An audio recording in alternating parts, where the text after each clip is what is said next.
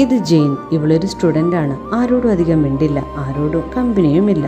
Class കഴിഞ്ഞാൽ അവൾ ഓടും തൻ്റെ കുഞ്ഞിനെ വിളിക്കാൻ നഴ്സറിയിലേക്ക്. ജെയിനിൻ്റെ 18-ാം വയസ്സ് മുതൽ ജൂൺ കൂടെയുണ്ട്. ആളുകൾ പലതും പറയുന്നുണ്ട്. എന്തിന്?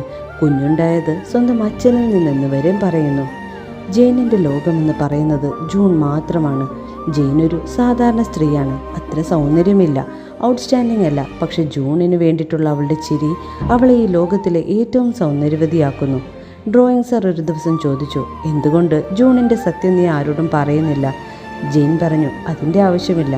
അവരെന്നെ പറ്റിയല്ലേ പറയുന്നത്, ജൂണിനെ പറ്റിയല്ലല്ലോ. പിന്നീട് കാണിക്കുന്നത് ഒരു ദിവസം വേസ്റ്റ് കളയാൻ വന്ന ജെയിനിന് ഒരു ബാഗിൽ ഒരു കുഞ്ഞിനെ കാണുന്നു. അവൾക്ക് സങ്കടം സഹിക്കാനായില്ല. അവൾ ആ കുഞ്ഞിനെ വളർത്തുന്നു. അതാണ് ജൂൺ. ഓരോരുത്തരുടെ സൗന്ദര്യം അവരവരുടെ സ്വഭാവത്തിലാണ്. നിങ്ങളുടെ ബ്യൂട്ടിഫുൾ വുമൺ ആരെന്ന് കമൻറ്റ് ചെയ്യൂ.